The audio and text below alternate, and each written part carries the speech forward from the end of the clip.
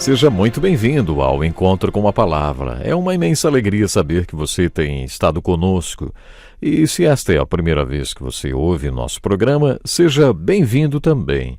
Aqueles que acompanharam o último programa se lembram que Paulo falou sobre estar em Cristo ou em Adão. Quero pedir licença para ler a citação de um homem, autor de um livro intitulado Em Cristo. Este homem foi um dos mais importantes pastores metodistas que já viveram.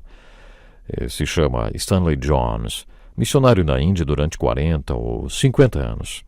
Ele foi um grande escritor e pregador e disse: "Durante anos ponderei sobre um conceito que tornaria a vida muito mais simples.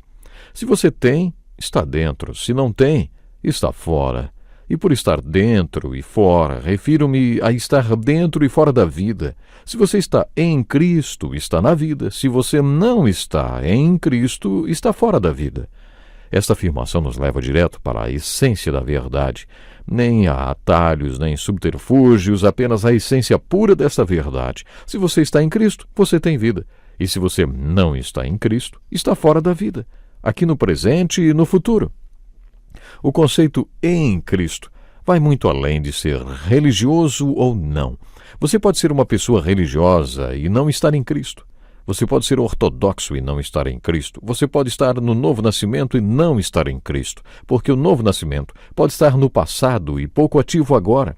Você pode estar na conversão e não estar em Cristo, porque a conversão que você teve não o converteu para Jesus. A expressão em Cristo é a mais importante na fé cristã, porque nos posiciona na pessoa divina em Cristo, aqui e agora. Ela nos leva para um relacionamento íntimo com Cristo. Estar em Cristo é mais do que estar próximo a Cristo, ou seguindo a Cristo, ou crendo em Cristo, ou até mesmo comprometido com Cristo. O que envolve estar em Cristo? Bom, para começar, vamos ver o que não é estar em Cristo. Certas pessoas vivem em si mesmas. Preocupam-se apenas com sua autossatisfação e o interesse próprio vem em primeiro lugar em suas vidas. Esta é a força motriz delas. Existem também aqueles que estão na boiada, quer dizer, eles não têm opinião própria e vivem de acordo com o que o resto da boiada acha. A maior preocupação destas pessoas é saber o que os outros vão pensar. Estar em Cristo significa arrancar suas raízes do pecado, do seu eu e da boiada e replantá-las em Cristo, fazendo dele a fonte da sua vida, a fonte do seu pensamento, dos seus sentimentos, das suas ações e do seu ser. Agora, uma pergunta. O conceito em Cristo é forte no Novo Testamento? Olha, ele é muito mais forte do que outros conceitos, sobre os quais tantas denominações surgiram. Por exemplo, o novo nascimento, conversão, batismo do Espírito Santo, justificação pela fé, batismo nas águas, sucessão apostólica, bispado, presbiterato, formas de governo na igreja, ausência de formas e muito mais. Paulo, um dos maiores intérpretes da fé em Cristo, enfoca esta expressão e a usa em suas epístolas 97 vezes, mais do que todos os outros autores bíblicos juntos. Com profundo entendimento, ele viu que a expressão em Cristo divide a humanidade em dois grupos, os em Cristo e os fora de Cristo. Ou uma pessoa está de um lado ou está de outro, não existe meio termo nem outra divisão. Este conceito simplifica e enxuga a essência da fé cristã. Tudo que falei sobre o que Paulo escreveu nos primeiros 11 versículos do capítulo 6 de Romanos, que continua nos capítulos 7 e 8, está relacionado ao versículo 20 do capítulo 5. Onde abundou o pecado, transbordou a graça.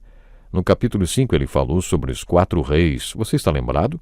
O rei pecado, rei morte, o rei Jesus e o rei você. Ele diz que o rei pecado entrou e superabundou no mundo e passou a reinar nele. E isso não é coisa do passado, é coisa que ainda acontece todos os dias. O pecado entra e abunda, reina e conquista. Depois, a morte entrou, abundou e reinou, porque a morte é a consequência do pecado. Estes dois reis, pecado e as suas consequências, e a morte, são as más notícias. Depois de anunciar as más notícias, Paulo anunciou as boas novas. O Rei Jesus trouxe vida, abundou e reinou. Ele conquistou e por isso podemos estar em Cristo e abundar em Cristo e reinar em Cristo. Se reinamos em Cristo, reinamos em vida. 4 reis: Rei Pecado, Rei Morte, Rei Jesus e Rei Você. Depois de falar na graça, em Jesus, como expressão da graça de Deus na vida abundante que reinou, Paulo acrescentou: onde aumentou o pecado, transbordou a graça. E mais uma vez antecipou uma pergunta: que diremos então? Continuaremos pecando para que a graça aumente? Acompanhando o raciocínio de Paulo na segunda metade do capítulo 5, podemos dizer que esta seria uma pergunta lógica. Mas Paulo continua o capítulo 6 respondendo a esta pergunta de maneira bem enfática. Ele usa uma ilustração muito boa. Aliás, ele usa um fato. Para entender o que Paulo falou, você precisa ter boa compreensão do conceito em Cristo. Se você está em união com Cristo, se você está em Cristo, você está em tudo que Jesus é hoje, você está em união com tudo que Ele é, e também está em união com o que Ele foi e com o que Ele será. Segundo as Escrituras, temos vida eterna. E você sabe que a palavra eterna se refere ao que era, é e sempre será. Como eu e você podemos ter vida eterna, se vida eterna é uma vida que sempre existiu, que existe e que sempre existirá, como não cremos na reencarnação, qual é o significado de vida eterna? Refletindo sobre este assunto, concluímos que se estamos em união com Cristo e Ele é eterno, sempre existiu, existe e sempre existirá, quando estamos em união com Ele, temos esta vida eterna. Paulo tem esta ideia em mente ao escrever o capítulo 6.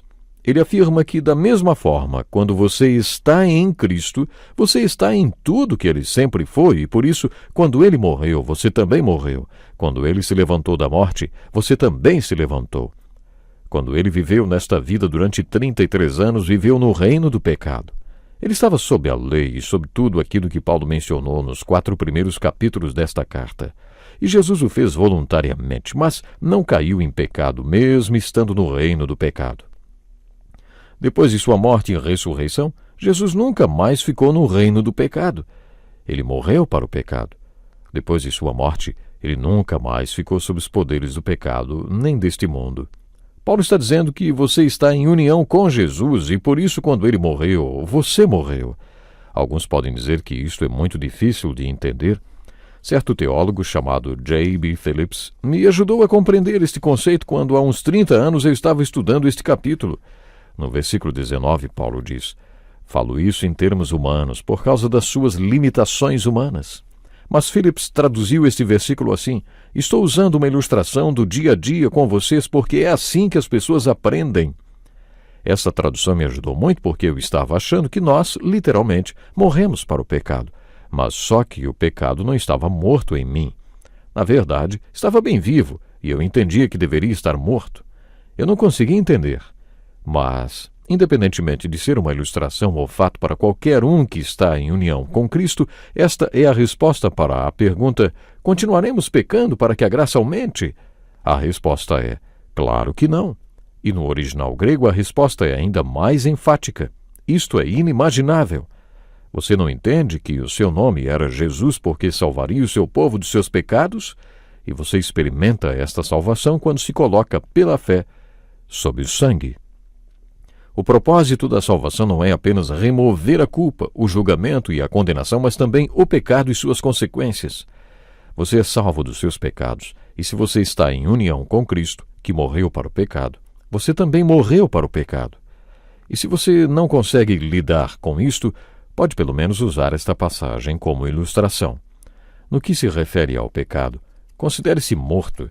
Você está morto para o pecado. Você está morto para todo o sistema do mundo que quer atraí-lo para o pecado. Este é um conceito muito importante e serve como uma introdução para a questão da santificação. Podemos dizer que os 4 primeiros capítulos de Romanos estão relacionados à justificação no que se refere aos pecadores e descrentes. Somos declarados justos por Deus. Mas os 4 capítulos seguintes estão relacionados à justificação para os que estão sob sangue, sob a fé, a lei da fé e a graça. Na minha opinião de pastor, acho esta questão muito importante porque é com isto que as pessoas estão se debatendo quando vêm me procurar. É sobre isso que elas querem falar. E é neste ponto que se encontram. Esta é a questão que fica batendo em suas cabeças o dia inteiro. Se você não entender o conceito em Cristo, jamais entenderá o que Paulo quis ensinar nos capítulos 6, 7 e 8, porque toda a argumentação depende deste conceito. Se você está em Cristo, tudo isto é verdadeiro. Se você não está em Cristo, você ainda está em Adão, e estas coisas não são verdades para você, e aí você fica achando que a cada dia precisa restabelecer sua união em Cristo ou com Cristo. A verdade é que precisamos nos submeter a Cristo todos os dias. A cada dia surgem coisas que precisam ser submetidas a Ele. Este é o assunto tratado por Paulo nos capítulos 6, 7 e 8. Estes capítulos estão ligados à expressão em Cristo. É em Cristo que encontramos nossa santificação. Nós estamos quase terminando o programa de hoje, mas antes eu gostaria de lembrá-lo mais uma vez. A questão muito importante de estarmos em Cristo. E quero citar outra vez um homem, autor de um livro intitulado Em Cristo. Já disse que esse homem foi um dos mais importantes pastores metodistas que já viveram, chamado Stanley Jones, missionário na Índia durante 40 anos. Ele foi um grande escritor e pregador. E ele disse assim, durante anos ponderei sobre um conceito que tornaria a vida muito mais simples. Se você tem, está dentro. Se não tem, está fora. E por estar dentro e fora, refiro-me a estar dentro e fora da vida. Se você está em Cristo, está na vida. E se você não está em Cristo, está fora da vida. Esta afirmação nos leva direto para a essência da verdade.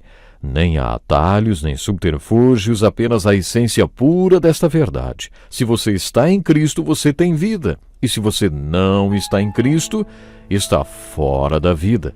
Aqui no presente e no futuro. Para terminar o programa de hoje, o conceito em Cristo vai muito além de ser religioso ou não. Você pode ser uma pessoa religiosa e não estar em Cristo.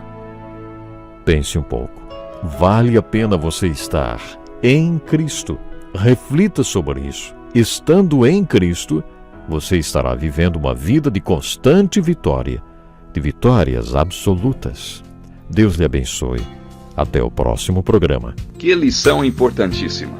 Este é um estudo escrito pelo Dr. Dick Woodward, na voz do pastor Edson Bruno.